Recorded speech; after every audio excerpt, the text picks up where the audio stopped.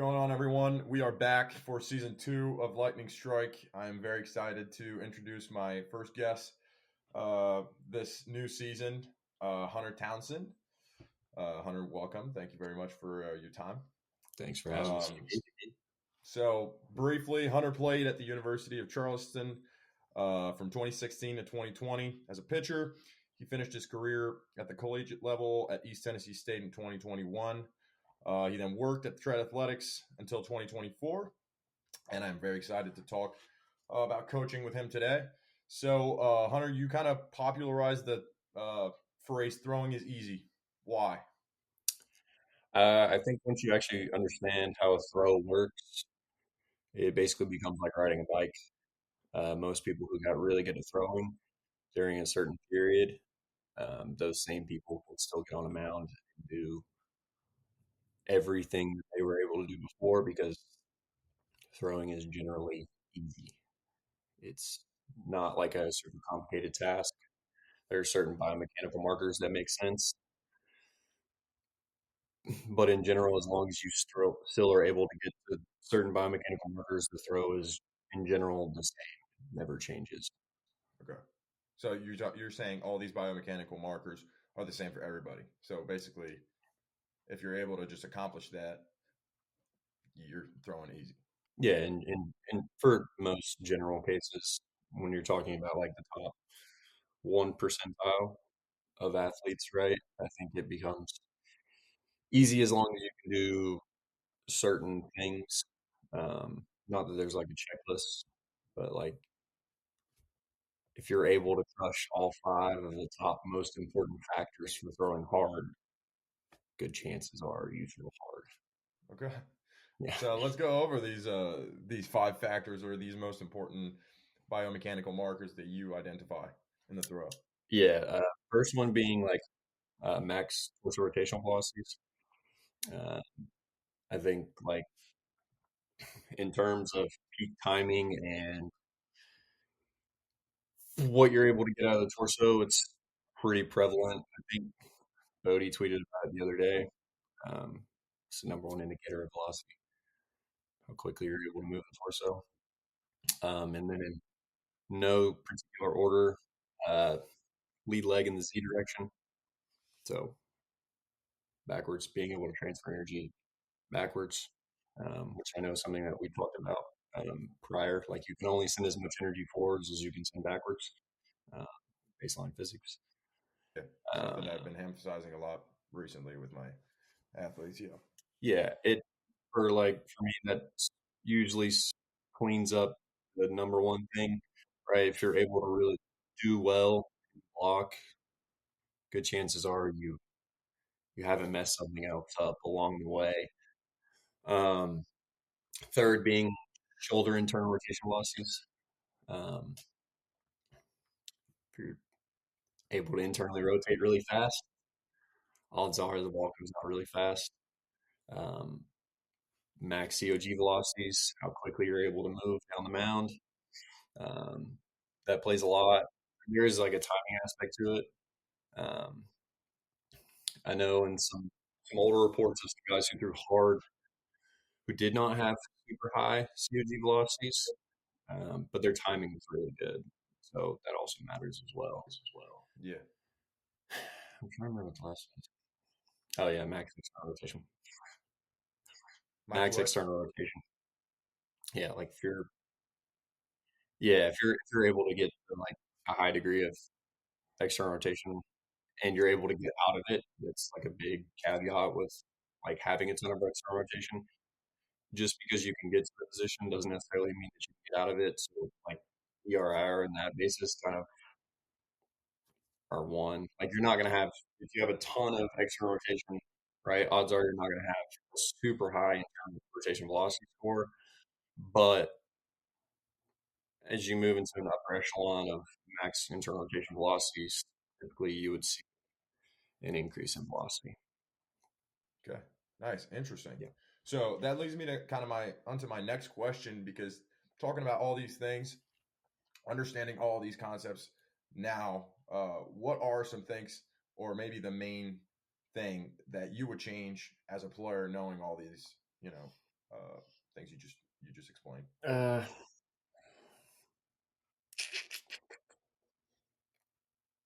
I mean, I wasn't really good at playing. Okay.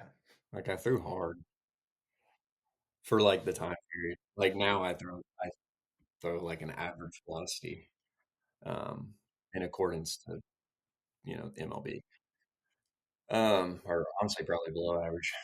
But like I don't really know in terms of my own career.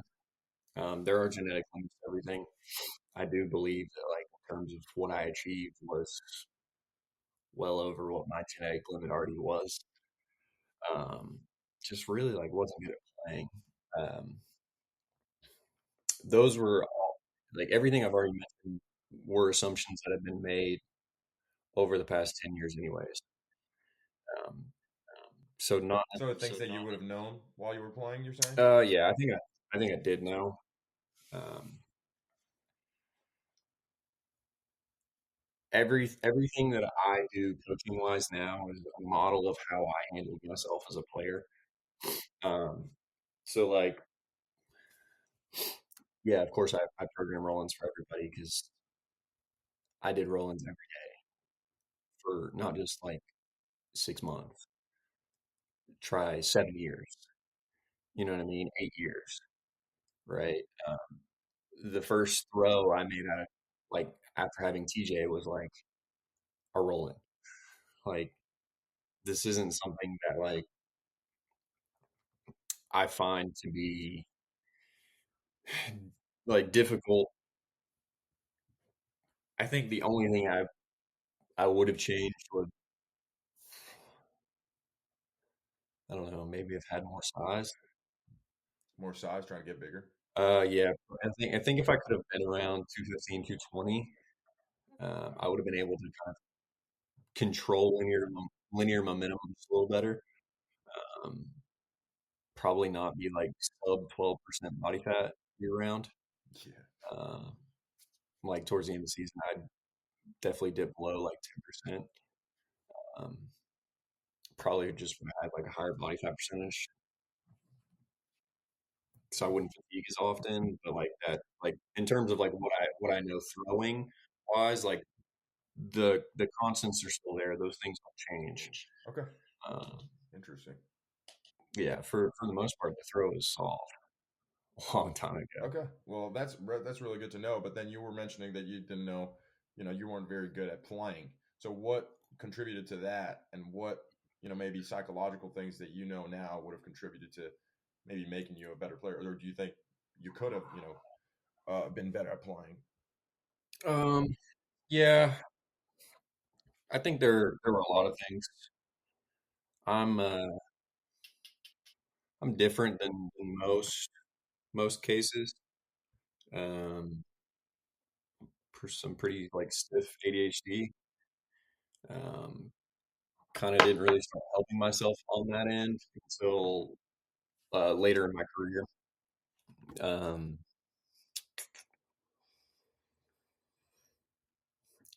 I don't know. I was always so velocity focused that it was really difficult to kind of focus on the actual pitching aspect.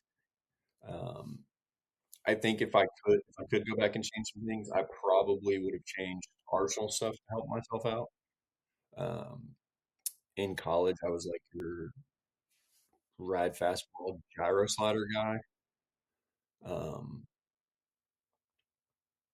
like a little like kind of cutty fastball, like around like the 17 and a half ish range, about 2 to 3 horizontal, so like kind of cutty. Um, and then trying to throw a gyro on it, it was just like never hard enough. It was like 83, 84 ish. And I just struggled throwing it in the zone. I already struggled throwing fastballs in the zone, and I needed a breaking ball to like help me out to kind of clear the way. Um, like I wish I would have gone to like a bigger like sweeper profile kind of sooner. Um, because once I was done playing and I was just throwing live ABs for fun, right? Like sweeper. You can just flip it over the plate, like have no issues, just throwing it at somebody and then knowing it's going to be a strike, making it as big as I wanted, adding depth, taking away depth. Not caring about Right. velo Like, as much either. yeah, yeah. Well, yeah, I mean, I was, right? I was throwing for fun, but I was throwing more to prove something. Yeah, but Yes, I'm I talking was about the velo. the the, the sweeper velo. Yeah, yeah, not so much. Uh, well, kind of, but like it was just easier for me to throw it hard. Like I was able to throw it as hard as the gyro, Okay, yeah. So now it's pretty good. and yeah, wish I would have known that, 3 years prior. Um, but I didn't. So like, it's not like the end of the world. But yeah, if I could change it, it'd probably be that. Probably be a little less velocity focused all of the time. I probably would have thrown it in my pocket more. Okay, Um, interesting. yeah, Why? yeah. I think it just takes away some of the external junk that's there. You can see through a nine pocket. You can't see through a catcher. Um, I became like pretty big. Like anyone who has access to like go look at old college games to go watch your boy throw against Virginia Tech. First inning, I threw really well. It was like 7 pitches, all fastballs. That's sick.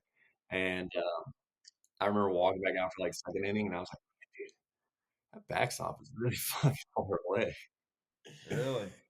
And yeah, the second I saw that, it just gone. I Could think I not. walked I off. could not find it after that. No, I just the external factors started showing up where like I gave up a double and like there was like a guy in the stand who was like redheaded and had a mullet and he told me I sucked and I was like, dude, you're redheaded and have a mullet. Get off. You know what I mean? Just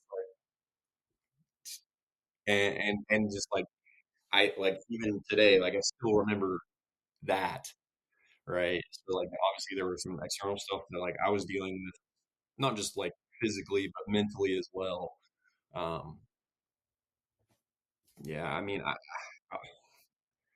the nine pocket for me, like once I was done, became like super helpful in terms of like I can't like I don't see this as like a dead stop. Like there is no. It's just like you either hit it or you don't. So to me, it just became like visually helpful. Um, just not something that I program for people or anything like that. This is something you Yeah, notice about just like yourself. a Yeah. little personal indicator. Interesting. Dude, that's interesting. And how do you go now about guiding athletes who are struggling with similar things as you were when you were playing, like struggling to find a strike zone, struggling to be effective in game despite having good stuff. Like, how do you navigate that with different guys, or at least have? Yeah, I think it depends, man. Like there are some guys who like their eyes will tell you a lot. Um, like based on profiles, what are your eyes telling me? Right. If you're throwing some monster sweeper profile and you can't land it in the zone, and you're telling me that you're trying to throw it down the middle, like, That's not like, good. yeah, well, you're clearly not going to throw that over the plate, right? Like, if you have the information to know that it's moving this much and the plate is this big, like, why are you doing? Yeah, that doesn't make any sense, right? Like, there are clearly some loss there. Um, Usually that kind of stuff helps out a lot for the as we move past college baseball, like into professional baseball, that usually helps out a lot because they're generally better than most people, right? Um, I've done some stuff with um, like randomized weighted balls. Um, I've done that myself Yeah, as that well, helps too. I've done it too. where like I just gave somebody weights and I just said, I'm not going to look at it, just throw me the ball. and taking and just like having them chart it, like what ball did you make me throw? How hard was it? Was it a strike?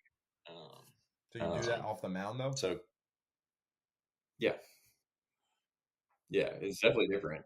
You I've have to done it a find somebody lot that's really on good. flat ground, varying targets and varying weights a lot. The same catch play, every other throw, something like that. But I haven't thrown weighted balls off the mound, except like testing or whatever to a net 10 feet Yeah, away. yeah, yeah. It's definitely different. It was. I think I might even still have it where I tested it once before. And that would be right here. I guess I don't. Could be in my other notebook.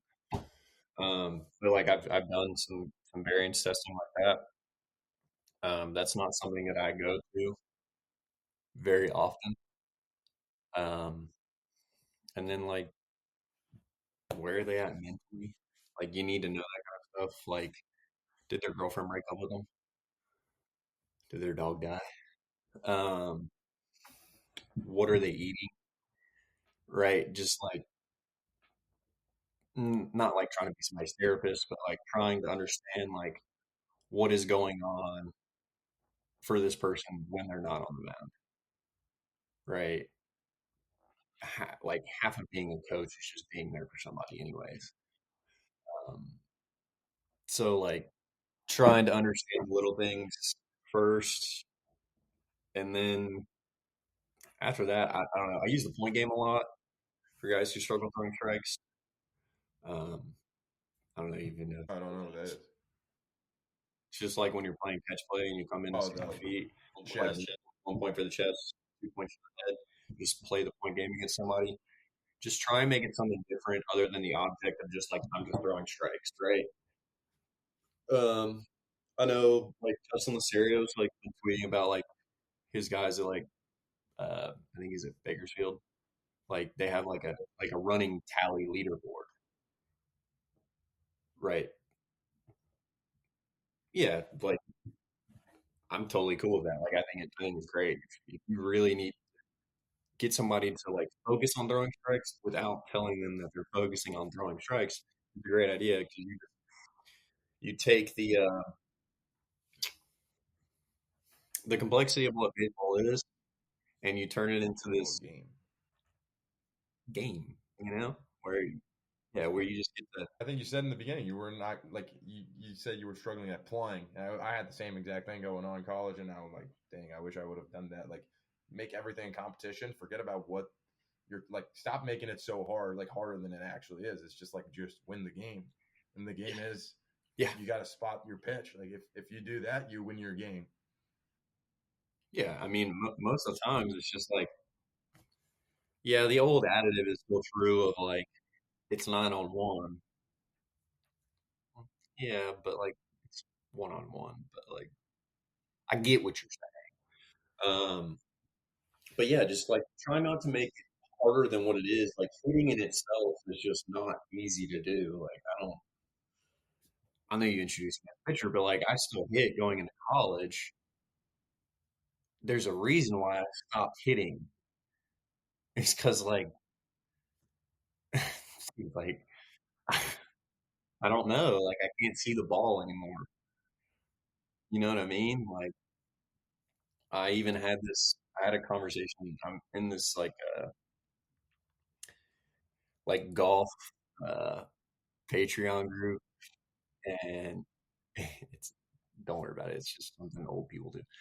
And I was talking to these guys that are like much older than both of us, and they're like, I don't understand why pitchers don't want to hit. Yeah, I'm dude, you just don't like, understand how hard it is, homie. hitting is fucking hard. Um, like not only is it hard, but it's just like it's behind, right? Like for the next, I mean, I think at least 5 years, like pitchers are going to be ahead um, until hitting kind of comes to a head, development wise. Like pitchers have you have the advantage. Definitely, yeah. I mean, my dad used to tell me all the time, like, you just 3 out of 10, you're a Hall of Exactly. Famer. Even if pitching technology or whatever training gets at the same level as pitching right now, you still get the advantage all the time. You still have the advantage. If they have a 30% chance to get a hit, all right, well, I'll take my odds. You know what I mean? Like, if you're going to the casino and you know that I only have a 30% chance to win playing this game, Probably gonna change table. why the hell would I play that game? You know what I mean? Like, I think it's a lot easier to do what you're supposed to do when you just take a step back and look at it. You're like, damn, I just throw it over the middle and see what Exactly. happens. You know what I mean? Like, you don't not even having to be cute. Like most of the time, 70% of the time, a good hitter is going to get themselves Exactly. out. And we spend also so much time trying to get our pitches to be nasty, trying to make them move like we want to. If that's not enough for us to be confident in the fact that if we miss our spot by 3 inches, we still got a good chance of getting the guy out. Like, Yeah, for sure. dude, like, Yeah, for sure. nothing will ever give us the confidence to throw it. And No, yeah. Then at that point, you're just man, might as well play golf. yeah. Well, hey, yeah. Well, Yeah, I hey, mean everybody else come really. join me. It's fun. That's what happens when you're done. But hey, talk to me about that. Then, what were you playing golf before, while you were in college and stuff like that, or is that something you really just picked up when you started coaching? So I played golf when I was really young, from maybe like 7 to 11 ish. Um, Basically, just was told I needed to make a decision on whether I wanted to play golf or wanted to play baseball. Um, at that time, I lived in like a really small town in Alabama,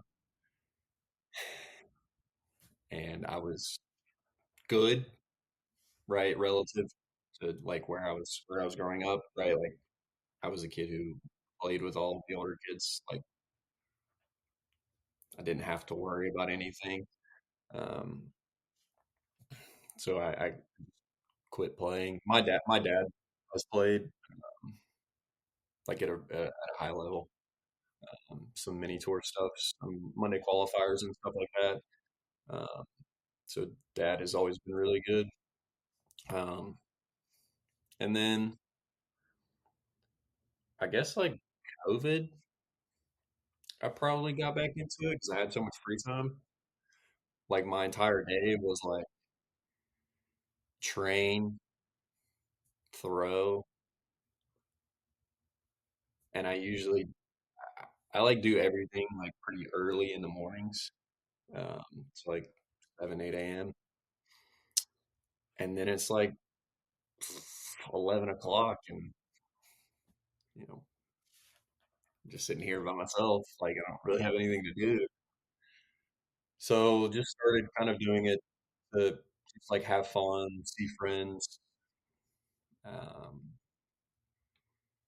and then when I moved to Charlotte, obviously like needed a break from working. And that was kind of like my like little escape. Obviously my playing career was done. It hurt to throw baseballs, and so like didn't hurt to swing a golf club. Uh, yeah, so like, it became like instead of I'm training to throw 100, right? Which to anybody still doing that, it's awesome, great, have fun, do it, do whatever you want. It just hurt me. Uh, so I wanted to be outside, but like working hard. That's like a lot of what I've always done is you might be better than me, but there is no fucking way I'm getting out work. No fucking chance. Right. So then I'd go to the range until they closed it, 8 o'clock at night. I'm still there doing putting drills. Like, I don't have any issues doing that. So then it just kind of became like, I'm just gonna work really hard at this because it's fun. It I get to go outside, which is lovely. Uh, yeah, Yeah, just and it is a nice little escape. Like when you're just out on the golf course, you just kind of there's nothing else that matters beside that next shot, and you're just kind of. It's also fun to play with other people, and it's a if you're a social guy, like it's a or girl, yeah, it's fun to just be out there with your buddies. yeah. I'd say like my fall at ETSU, my entire schedule was like online class, like in the morning, which just wasn't even a real thing. I probably just didn't even do it. I made straight A's regardless. Um, like go to practice, um, literally leave from practice straight to the golf course, be there for 3 to 4 hours. I'll eat a couple hot dogs. And in terms of like how I performed, it was easily like the best I performed. Do I As a think there's? pitcher, Yeah. Oh, absolutely. Not even close. Like I was a little more consistently like 94 and a half on average. Um, body felt great, performed well, and I got into the mindset of like my CNS is eventually gonna like bottom out here. I'm eventually gonna have some pullback from this. So then like as I started getting like from winter, like the like kind of like the training cycle like now, right, where like guys are finishing their finals and they're coming home, right? Like I just stopped kind of doing that as so I you started. mean the golf training? You stopped doing the golf and throwing at the same time. Yeah, well, like I just like I had to get ready for season, so it was just like I cut golf out because I figured like I'm eventually gonna get tired, right? I'm eventually gonna crush myself to where I just have nothing left in the tank, and then I kind of showed up for season and sucked and kind of put it on the back burner. Like if I had a regret, it's that, To right? playing Like golf. yeah, just something to because like you just get so high and so low, right? Like the bad performances are just like rock bottom, depression, anxious. You don't like, are you going to get cut? Are you gonna make the next Are trip? you even going to play? Yeah, like, are you going to get on the bus? Where you strike out the side and Right, only like, talk about it for 3 days. yeah, you run your mouth to everybody about how you're the greatest in the world, and like, I needed that to be my way of beating myself up about something else. Right, like if I didn't perform well, I'd just go to the golf course and just like almost like brandish myself with like you now like you suck today, like congrats, you have like 150 bunker shots. And like that's like your least favorite thing. Cool. Like you're doing that until your hands bleed. Right. Obviously, like I don't suggest that to No, but I anybody, but totally like understand where they're um coming from, though. yeah, it's I mean I you do did the you, same like thing last year. yeah, like you and I both know like you threw bad one day and you went to the weight room and you were like, I'm doing 30 straight minutes of an ISO. And I was like, well, now we're done for next week too. Like, thanks, Stevie. Like, what the hell? Last year, I mean, Right, but we like, obviously, I played like shit, but we obviously had the worst year ever, and it was very, very mentally challenging and like really freaking like that was harder than rehabbing from TJ, I think. Yeah. to just get through that, bro. Yeah. The amount of times I wanted to quit, the amount of phone calls I had with my buddies and my family, and I was like, dude, I'm getting the fuck out of here.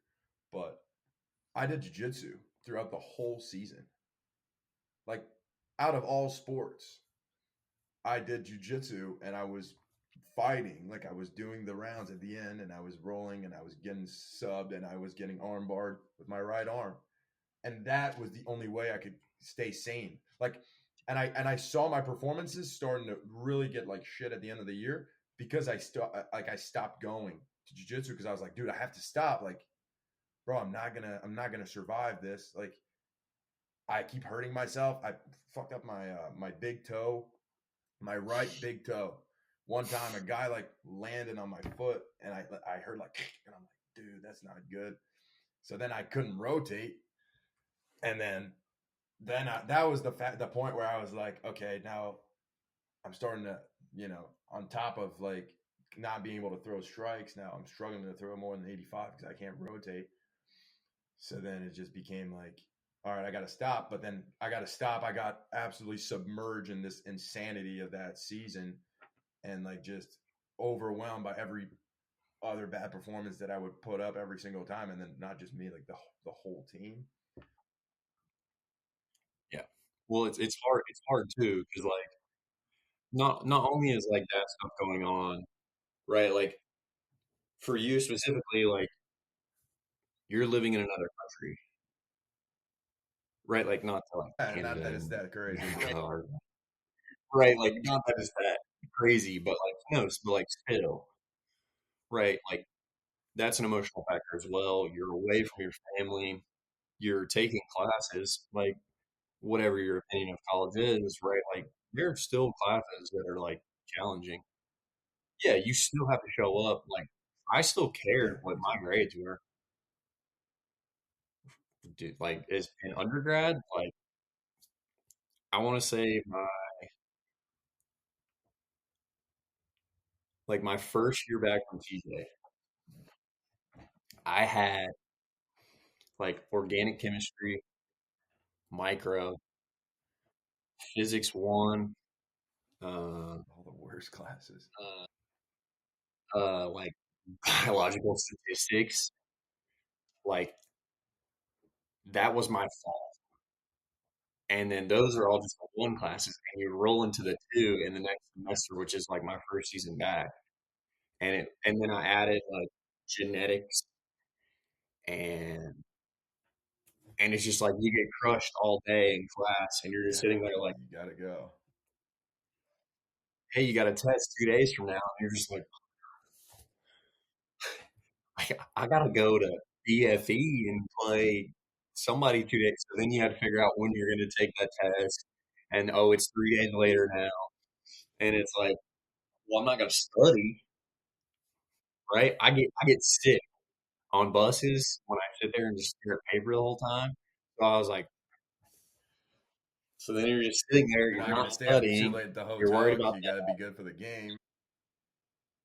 You got to be ready because you're hot, and then all of these things are just piling on top of you, and it's one of the hardest things. Like not even college baseball, but like professional baseball works the same way. Family to take care of, your wife's pregnant, um, you got to pay so and so, you got bills, you got to make sure the clubby's tipped, right? Like, dude, it's tax season, right? Like, you got all of these things that are just kind of, I got to set up an appointment at HR Block. You know what I mean? Like, you have all of these things that are piling up.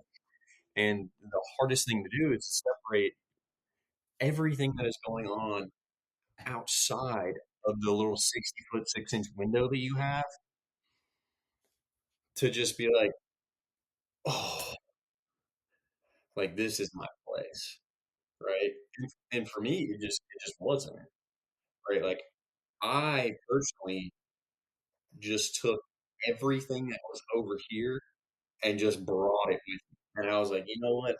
If hell is out here this way, Mm-hmm. it's coming with me, and like it just turned into yeah, I throw good sometimes, and it'd be hard, and it would be electric, and I'd be like, Yeah, that's what I'm gonna do all the time. If I'm mad about everything out there, it's coming with me. And then sometimes it just catches up to you. That's where like I started using golf as like an avenue to like be mad about something that I know I'll never have a chance.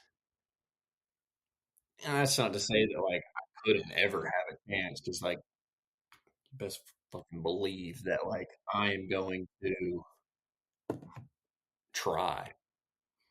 But like realistically, no shot ever, right? But I always thought I had a chance with baseball, right?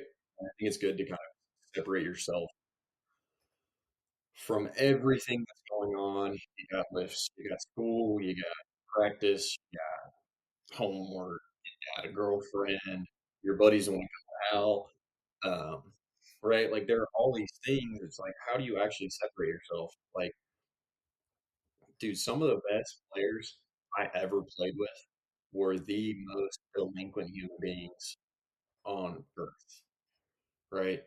They did not care. They we just played a Friday night game,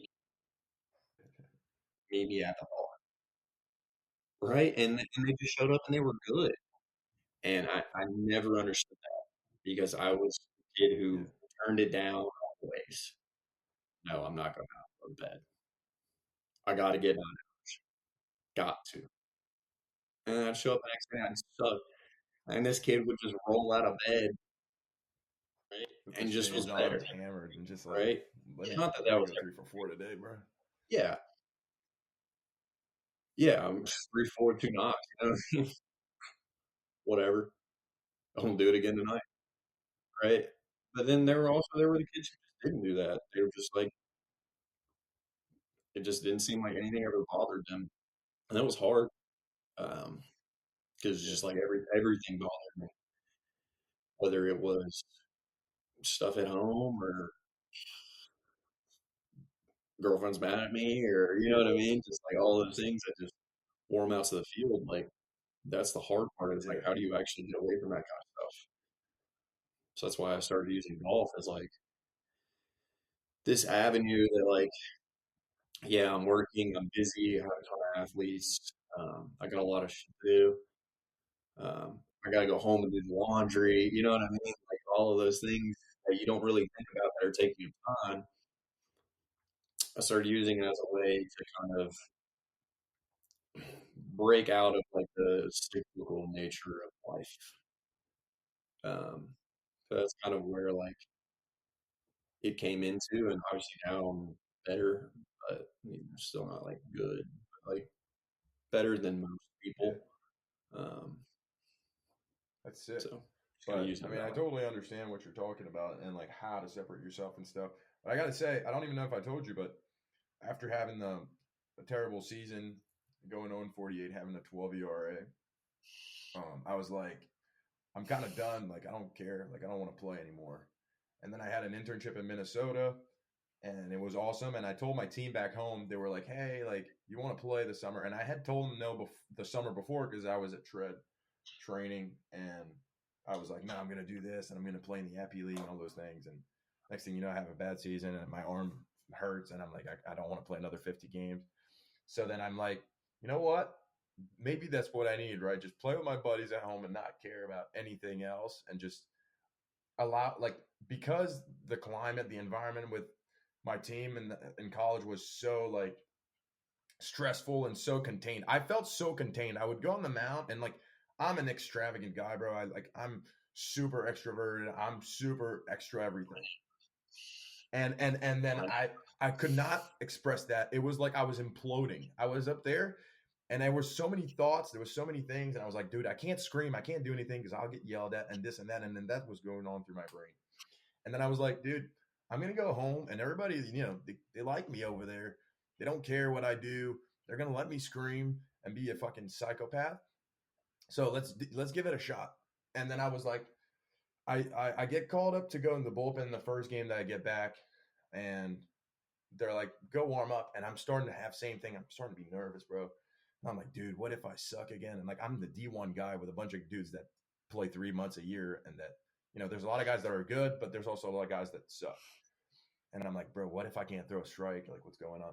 And my coach turns around and he kind of knows, but he's trying to, put me, make me be confident in that moment. And he goes, hey, dude, like, you're the best ever. You're going to have a blast, blah, blah, blah. Like, be yourself out there. And he hugs me. And I just go, like, wow, I'm going to fucking kill it tonight. And dude, I did not give up a single run in the regular season after, and not the fact that it was that outstanding, because the competition wasn't that great and all that. And not saying that I'm that good at baseball, but the fact that I was able to have such a drastic change, just being myself, like that one time, that first outing, I broke a guy's bat and I said, fucking firewood, something. And I called him a name, and then I was yelling and everybody was going crazy. And I was like, dude, this is who I am. That's why I couldn't do this before. Like, I was just like imploding. Yeah. And so that was such a huge, like, realization, because I was like, man, that's all I needed to. I just needed to be myself 100%, so that I can actually focus, like channel my intention into being like, okay, I have to throw a strike. So if I want to do that, I have to tell myself, okay, throw a strike here or whatever, spotted right there. And like, I'm literally speaking on the mound like a freaking crazy person, but it worked. So it was finding that, and now understanding, like, wow, it is possible. It's just like, my way of accomplishing that's not going to look like some dude that's very calm and it's just like has everything together. Meanwhile, I'm here, like, my brain's just going like a freaking the game that you play where you kick the ball up and down the, I don't know what it's called, but yeah. I mean, in my own career, the best outings I had where you could say I performed well, I was the exact opposite. Right. My personality is that where I'm not like crazy likable. Uh, and I needed to go full, just like, I need to see red. I knew when I was, really, before I ever got right, just knew, I knew, like, it did not matter. You put whoever you want on us. Like, it doesn't matter. Like, Jesus can't save you. Like, at this point, like, you're done. And just because, like, if I was seeing red, I never saw you. I never saw. I saw enough to see a sign, and if that's where I was, you're done. Because like the hard part was finding that all the time. Even though, like, I think there is a line where, like, I definitely took it too far, because like trying to carry that all of the time is really different. Like, it's very much who I am. Um, Obviously, like, you know, resting bitch face, I wear it. But like, in general, I'm not mad at So you're saying anybody, it was kind of conflicting with who you right? actually Like are, this, because you found that, like, that gear of where you were an absolute monster, and it was hard emotionally to, yeah, like, realize that you were able to be like that. Yeah, yeah. like, It to just get it to was that hard to dark find place. it. Like that fifth year where, like, I needed to get to all of the time. Where, like, I've told people this before. Like, if I could feel how hot the breath was coming out of my nose, I could have said anything to you. Like, and you're standing in the box, I could have. Yeah, There's no way. Like, there's yeah, you will not make contact. You won't even have a chance to foul the ball off. And then there were other times where, like, ditzy Hunter shows up and he finds a backstop a few times and, like, maybe yanks a couple, throws a couple onside, and like that's who, like, my, like, true personality is. Where, like, I'm a lot. of just like I have some energy, but I'm a little more ditzy, and that guy just never got the job done. Like I had to find that guy who like Yeah, exactly. only cared about the job. Like I don't. We might have talked about this before. I have no idea, but like I use Jonathan Batwall as an example all the time. He does an interview like after like a save or like he like walked three and then punched the next three out. And they were like asking him what happened. He's like, I Yeah. don't know. Cinco took over. Who's that? Guys just like, who the hell is Cinco? Like, what are you talking about, you crazy ass? And he's just like, Cinco's just that guy that was out there throwing. Yeah. And that was kind of like what I tried to be. Obviously, I had the walking three guys down. Um, it was not walking the fourth guy thing that I struggled with. Um, the punching out of three consecutive after walking the first three. Uh, but like when I felt like I was good, I always felt like there was somebody else out there doing it. Like it was full out of body, just like what happened? Like you were in the zone, and I was just I don't know. pissed. What were you mad about? I don't know. Like I probably made something up. You know what I mean? And like that was like early on when I was helping guys, that was a lot of what I was trying to convey. Like, Yeah. dude, you got to get mad about something. Like, make up a Right. scenario in your head. Your girlfriend cheated on you. Go have fun. You know what I mean? And like a lot of that was like, obviously, like we abused the saying like burn the ships. Um, and I still use it to this day because it's just like it conveys the message that I want to get across. Um, and like that was the like catalyst to like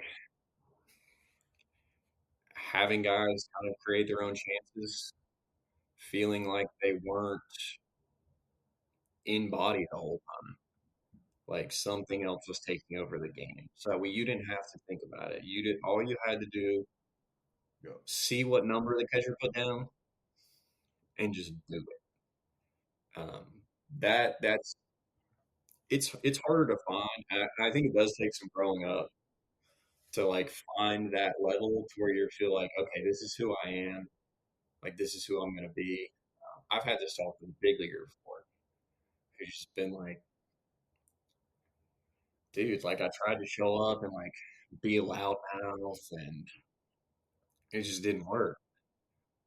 And like you have to find that thing that lets you just be who you're supposed to be Exactly. on the mound and not who you want to be. Right? Like And everybody but wants to still, be dude, Jacob it's not that. DeGrom. Like, Yeah, like you have no idea what's like, dude. I don't even think DeGrom knows what's going on. Like he's just out there. Like I'm sure he's probably just having fun. He's just like I'm just so much better at that. Like this is just so much fun. You know what I mean? And like there are other guys who are just like completely different. Who were like Pat Bone was like a psychopath. Like I'll fight my own teammates. Like I don't care. shit, what's wrong with that? Um, yeah, run Yeah. running out to first base, Bryce Harper, square up. Like drop the mitts. Like let's go. And and then obviously like there are people who are a little different. Like not that like I'm a Strowman fan, but like he's like pretty expressive. You know what I mean? And like I think it matches kind of like what his personality is. And then like Garrett Cole is the most pissed off human being on planet Earth, right? Like there's nobody who's more mad than Garrett. I mean, I posted the video of him talking about somebody asked him like what was going on in your head, and he's I don't know, I was pissed, and right like and that matches like what his personality is. Um, like I don't think that's end all be all because I think some people can just Yeah. kind of do whatever they want. Like I'm sure Class A is just like Yeah. But I feel it has a lot to do with your you know personality. what I Like you mean? said, Just like if you're an extroverted guy, like you have to find a way to let that out in one way, shape, or form that's gonna fit the scenario. Like, and you have to channel that into more negative, thoughts, or not negative, but kind of dark side ish type shit. And then if you're like more of a yeah, like an introvert, you don't really feel like you have to externalize everything. Maybe, I mean, I don't know. I'm not obviously an introvert, so, but I feel like these guys look a lot more under control. And I always struggled like with the saying control your emotions because when I literally went and not controlled anything and was like going crazy and like I would just like, I'm gonna like go crazy on the mount. That's when everything worked out. But that, like me being like that and externalizing everything and talking to myself and saying what spot I was going to hit and cussing out the hitter in my like kind of out loud, but not loud enough for him to listen all the time.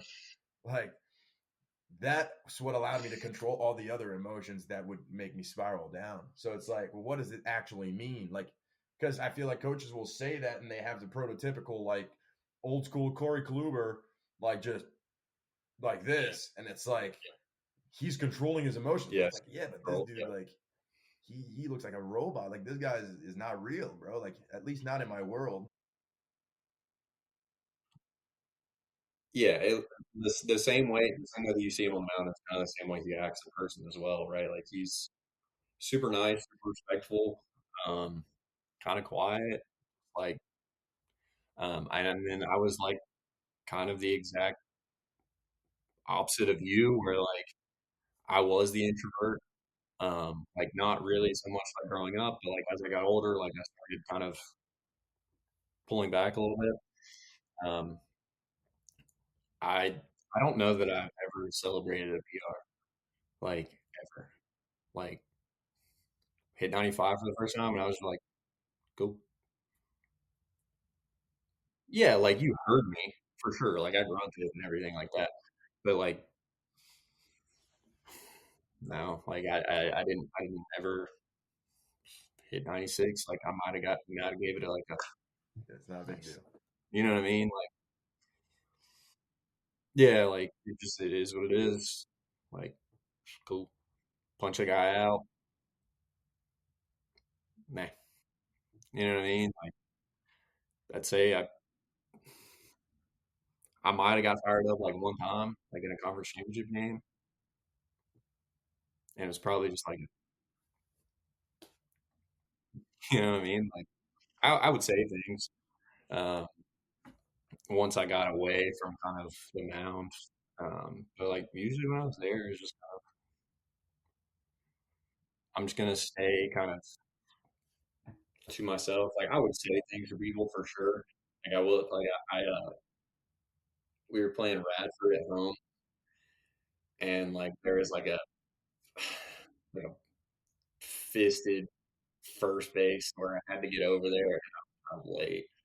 And like the second I called it, a guy bumped into me, and I just chewed him, just like right there, chewed the coach, and then I was just like, just like Yeah. sorry guys, I don't give a care that much, and just like punch the next guy and just like walk off the field, My bad, dude. right? Just like whatever, who cares? Yeah, sorry, I don't even know what I said. Like it was this, and just like there were just things like that where like, nah, you know, I just like it's hard to find. Like I do think you have to grow up a little bit. Like there's a maturity process to it where like one of my best friends was like the most expressive person of all time. Like he like throws you know sidearm and he's like flicking his arms up. And he's gonna leg up like this. And it's like a 1-0 fastball, and I'm just like, why are you doing that? And he's just like, I don't know, just like having fun. You're like hitting ground balls to second base, and he's like mother effing you down the whole line. I'm like, what are you doing? Like, we're up 1, bro. And just like he's just like having the best time of his life. And then like when he threw bad, like he knew it because he just like wasn't himself, right? Like he was like I don't know, too calm. Like there's probably a little bit to it. Like, we're probably over escalating like how much it actually benefits someone, but like there is something to it to where I like you know I use the same thing like in terms of lifting. Like if you look good, you probably play pretty well. You know what I mean? Just like if you're kind of jacked, like you probably perform pretty well. You know what I mean? Not because like you're skillfully better than most people, but like you're probably a little more confident, right? So like if I took somebody, same age, everything like that, and they're kind of like I'm not gonna say unconfident, but like there's a little bit of reservation about what they look like. Like I'm gonna take the guy who's more confident, the fact that he thinks he's jacked, over than the guy who is like, eh, you know. Like I think there is a little bit to having the chip, to having the confidence to be like, I'm dog. You know what I mean? Not that that's like should be overly expressed all the time. You can take it a little bit too far. I've done the same thing in coaching where like I've ran my mouth to people. You know what I mean? Where like I've just been like, you can't get that guy better. Oof. You know what I mean? And like that's not the way to handle it. It's not that I haven't done it. I mean I have. But, like there are little learning points everywhere in life where like I've ran my mouth. I probably shouldn't. Right. But like, you have to learn from it. But like those guys that are usually super confident in themselves are able to perform. They're able to they bounce back from worse things just a little better, just because they always feel like they're on top of the world. Like no matter what happens, I went 0 for today. Cool, and then they're in the gym, just you know what I mean. And they're the most confident human being on earth, and then they roll out the next day and it's a 2 for 3 day. You know what I mean? Or they show up and they go 5 and punch 8. Like there there are factors that just go into it that I think are a little beyond like what you can give somebody as a coach, right? Like I said, like more than half of being a coach is being somebody to talk to. I was gonna make a tweet about it the other day. I just did. But like your job as a coach is so multifaceted that like yeah, it's about knowing the throw, it's about knowing the S&C, it's about knowing the nutrition. But like when it comes all down to it, like, are you somebody that can actually talk to? Exactly. Like, do they want to hear what you have to say? Do they think that you know what you're talking about? Because if you can't sell it, you could be the best program writer in the world. Doesn't matter, yeah. It's not going to matter, right? Like, are they going to get better? And that's what ultimately comes down to what the athlete remembers the most is the interactions that you have with them. Like Yeah, you can write an unbelievable program and they could be like, wow, and then do it. But then you'll have a very meaningful conversation that'll take the crown for them. It'll be like, what made, and they'll talk about you referring to that conversation way more than the awesome program that you wrote that you yeah, thought was amazing. That you yeah, realize like this is so much more important. Not much more, but this is such a important part of your job. yeah. I think that's like where like Sorry. turn that off. Um, I think that's where like not that like Brady and I have talked a lot, um, or honestly ever. But like, or I think he does a good job because I've seen some of the conversations like Dak, Yeah, yeah. Brady, yeah. Where like I think he does a really good job. It's like obviously his message to like someone like me who's you know almost 30 and is like so far from like training that where like I can't um conceptualize kind of things that he's well I can as a former athlete, but like Or like now I'm old and like I just like don't want my shoulder Yeah. hurt. Where like he conveys to like younger athletes like, no, like your goal is to put your entire soul into this. Like you should feel this Yeah. like in your root. Where like I think that message is different in terms of like it's really hard to find people that speak that way anymore. Yeah. Because like obviously when I was training, it was like everything you do today requires everything you have. If it's your last set, it is your hardest set. You have everything in the tank, empty it, right?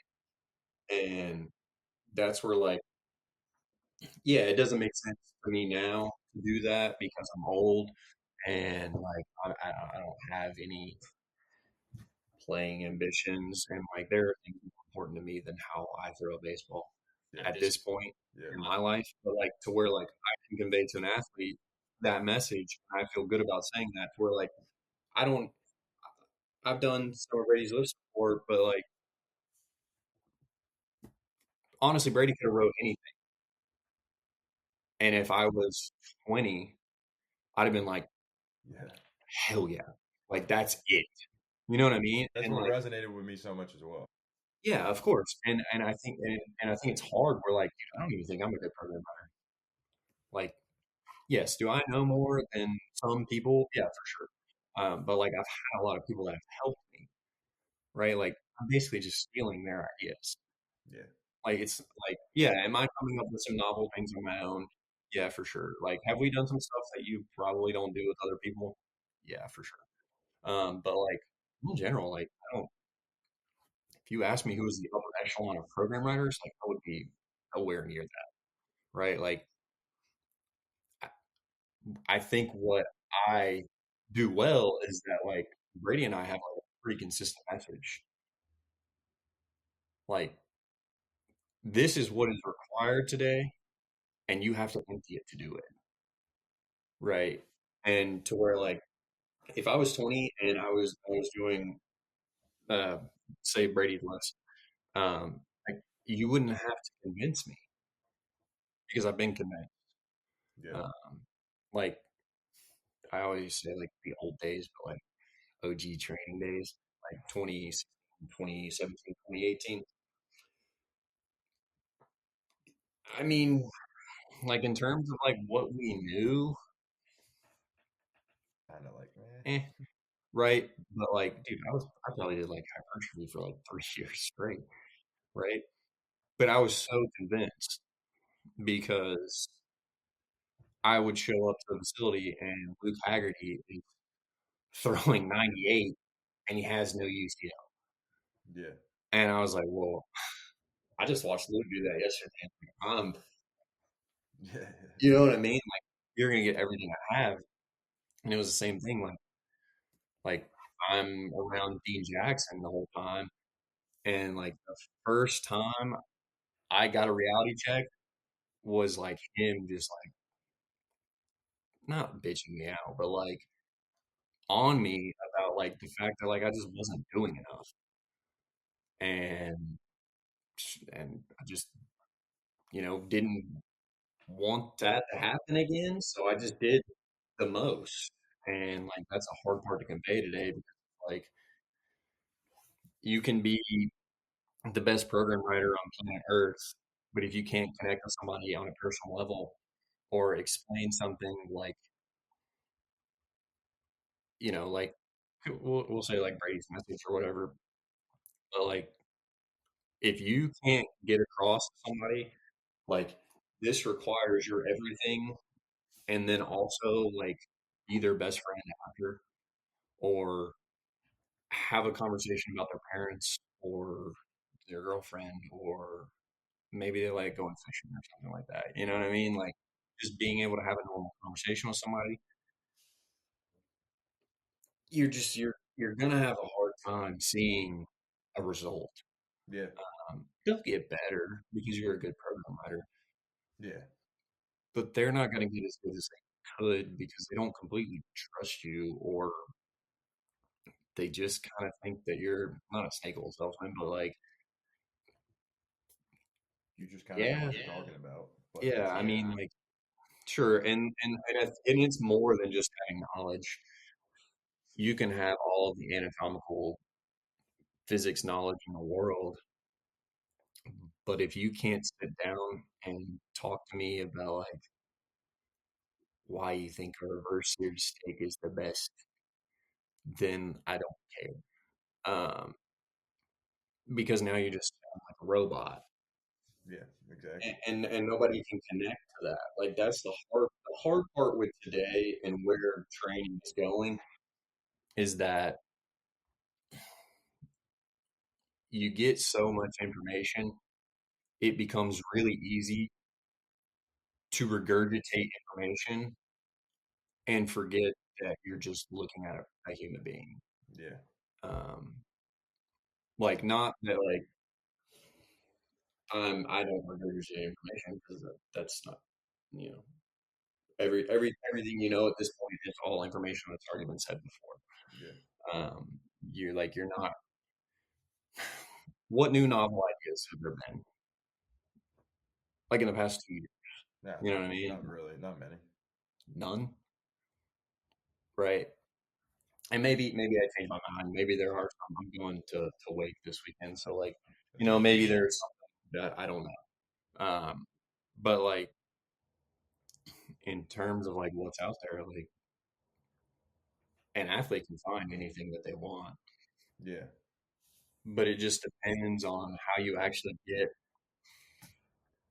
that information to them, right? exactly. I I think you know better than anybody. Like I speak in stories. Yeah, When I explain something to you, I don't explain something to you in the anatomical knowledge that I know, or the physics knowledge that I know, or even like biomechanical information. yeah, I explain it like you're driving a car or you're playing a video game, right? Because you're trying to find something relatable that they've done, yeah. right? Like, That's something that I've got from you that I've done my best at, attempting when I explain, and that's so helpful because yeah, kids immediately go, "Oh shit, right." oh, I've done that before, Yeah, exactly. right? I know I've seen that happen before, or I've done it. You know what I mean? Like, if you're able to get it across to somebody that this certain thing that you're wanting them to do relates to the outside world, they immediately just go, "Oh, I've done that," and they're not going to get it right immediately. You know what I mean? No, no, exactly. They got a thing they know right away. Yeah, they have to still learn the actual skill of it, but like you're at least giving them something to relate to, so that way they're not going like, "Oh, well, like I need my scap to like do this," and you know what I mean? And Bro, what are you doing? yeah, this kid's 17 years old. He doesn't even know what the hell he's talking about. Yeah, Like you're over here talking about us firing snow ads, and they're just like, I don't know what the hell that means, yeah, right? Like, dude, there are people in pro ball who just, yeah. They don't know what it is either. what the hell is that, Yeah, right? You're speaking in hieroglyphics to people that need a coloring book, right? Like we like there's a time and place, right? yeah, for sure. I think there is some use for having that information, putting that information out. I also think that it's really difficult if you can't convey that message on a third grade level, right? Like you it's more than just dumbing it down. Like dumbing it down is the easy cop out. Yeah, Being able to give an example of something that is outside of what you're doing is the hard part. Like that's why I speak in stories because it's easier for me to describe like, hey, you slammed on the brakes before, you know what I mean? Like you've been sitting at a red light and like you slam on the gas and then all of a sudden the next light is red and it's 600 feet and you just got to slam on the gas or on the brakes and you're just like boom and then they go like, oh, yeah, I've done that before. That makes sense. Yeah, And now they just do have that. this idea of what they're trying to get accomplished without this super abstract deal of like, I'm trying to convey the fact that like I need your lead leg to do something. Mm, Right. Or just like trying to find something without overcomplicating everything that's already been overcomplicated. yeah, yeah, They can find all of the information they want right here. yeah. And I think that's a big part of relating to external things that don't relate, not that relate to throwing, but that don't associate directly to it, because that'll bring a new idea. And I think there's so much Yeah. value in adding new idea in a brain that's already so stuck with all the shit that they don't even know what it is, but they try to conceptualize, and then the anatomical and biomechanical concepts that they think they understand but don't really, and then they internalize everything, and then you just go that's like the brain's completely like filled with that, and then you just go, all right, let me take like another thing, like a paradox with a tree outside, and then Yeah. they're just going to be like, oh, what? And then that's a new thought, and that new thought flourishes into another like branches out into another whole series of thoughts that are new, that I think these stimulate change way more, while also giving them something to be like relate to, and so that they're able to generate thoughts related to what that is. Yeah. I think that the whole thing early on was that like you don't want to give people internal cues. You want to use external cues. Okay. Why? Yeah, it makes sense, right? Conceptually, it makes sense. If I put a hurdle in front of my lead leg and I don't hit the hurdle, I did good job, right? Barbaric in nature, like you don't have the hurdle there when you're throwing. Yeah, you got to understand what you're actually doing. You have to, at least on the simplest level, understand what you're doing. You have to be able to conceptualize it because if not, that hurdle being there isn't going to save you. And just because it does something now does not mean that once you take the hurdle away that it is fixed, right? At least if you can verbally give them something, like I tell people all the time, the stupidest cue I've ever told anybody was that like, hey, when you're like in your arms, I just want to see like, can you grab the roof? And it was the dumbest thing that's ever come out of my mouth. And I watched an arm clean up in 3 throws. Jesus. Right? Like I could have done a million other things externally. Could have gave them the pocket path or like you know what I mean? Or like the connection ball like under their arm. Like, dude, there were a million things I could have done. But all I did was give you something verbal that leads to something external that helps provide a result. I'm not saying that like I go in and cue some guy to hold their hinge, which I don't do anyways. But like it's more than just a verbal cue. It's a relation. It's not a like that's where I think it gets lost. And like when you're talking about cueing people, like yeah, there are external things that work, right? Like yes, brother, if you rep out the connection ball 10,000 times, yes, you're gonna make a proprioceptive change. Mm-hmm. I don't have 10,000 throws. Mm-hmm. Exactly. As a coach, like we can be frank, your goal is to have athletes pay you. How do you get athletes to pay you? Results. You provide results, right? If I tell a kid it's going to take 10,000 throws to fix his arm, He's not gonna pay you. he's he's gonna find the next Yeah. guy, right? Like, and like not that like money is a motivator, but like I also want people to just have results. Why? It leads to long term connections.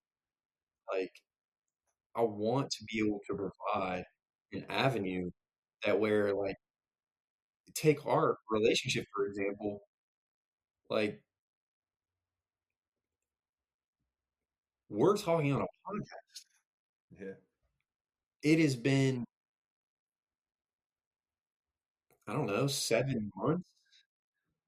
You know what I mean? And like there was a period of time where like it just didn't go very well. Yeah. But then there was a period of time where it went really well, Yeah. right? Do I think that that's partially the reason why we still talk? Yeah, for sure.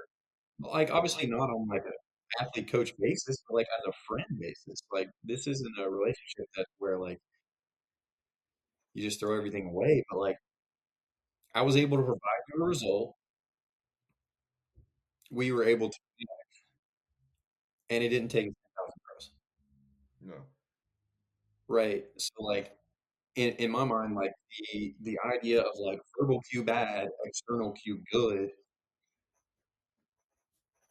who cares? Like It kind of goes hand in hand as long as you. I really like that what you said. It's not just a cue; it's a relation. yeah, Like it creates a yeah, relationship with it. yeah. It's just it's something external being told internal. Like if we're basing what I do off of like, oh well, how do you cue a guy? Well, it's verbal. Well, verbal cues are bad. Well, it's not verbal. I'm saying it.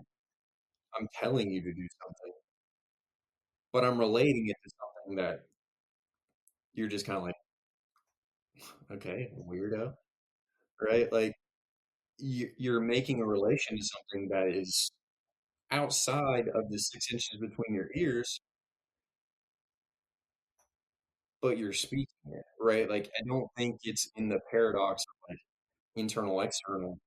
Like I just know, like as a coach, it is impossible for me to think that I'm going to be able to provide a result using something external all of the time, right? Like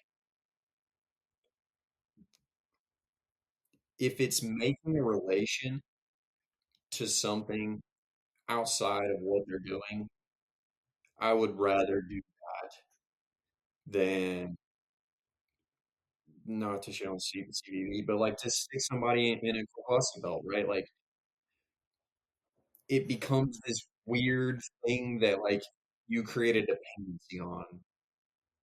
It's the same reason as to why, like, if you've seen a guy train for the past 3 years and he's always used a core velocity belt, like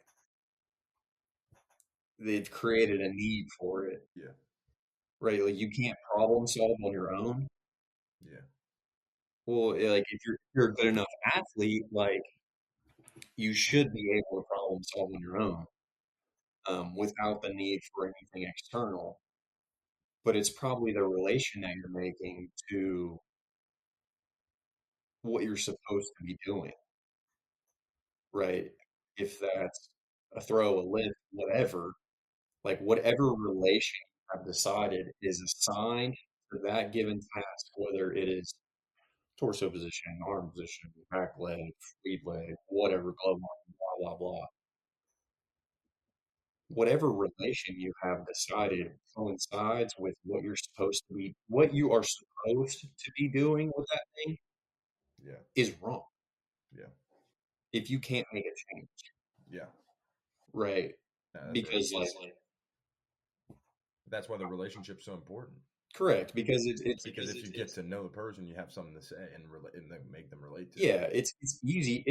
Well, I say it's easy. Early on, like people are pretty difficult to get to know, but they're really easy to read. Like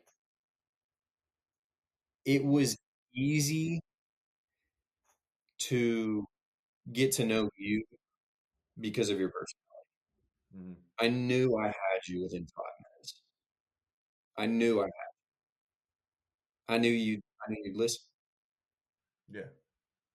Other people not so much, right? More people like me. who are, a little skeptical or like unwilling to change. Um, like if you Became want to more use, like you though after I worked with you, and then I started working with other.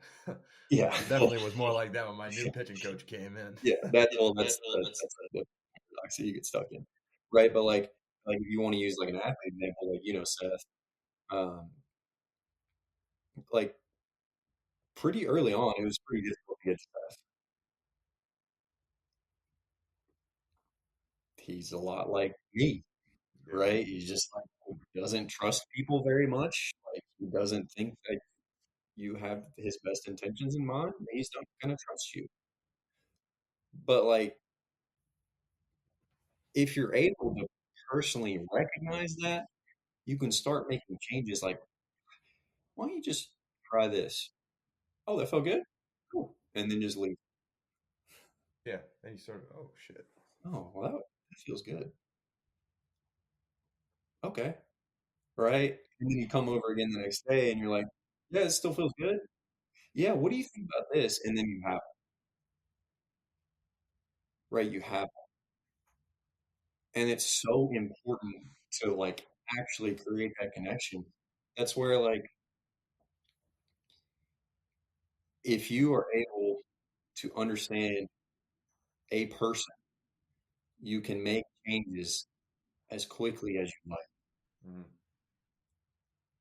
Not saying that it's going to impact velocity or performance or anything, but if you can make changes to how they interact with their environment,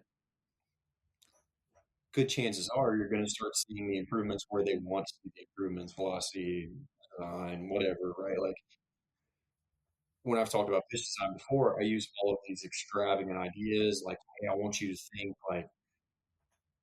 like you're spinning a pizza dough in the air, and one guy would be like, "What the fuck are you talking about, dude?" And what you don't realize is that that was specifically for one person who like worked at Papa John's, yeah, right? Like it made perfect sense to them, yeah, right? So like not everything is made for everyone, but everything has a relation to everything, right? Like there are things that you can take outside of the environment and use it for your own good. But if you don't know how to do that, it's going to be not difficult to connect people. There are people that I know that can just like really, really talk and they're really good at speaking to people. And like people just really buy into that, right? Like, I'm trying to think of somebody.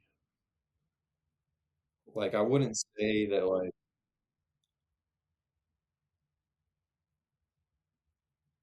like Di Filippo is like a guy who he wrote my life for a while. He's a phenomenal human being.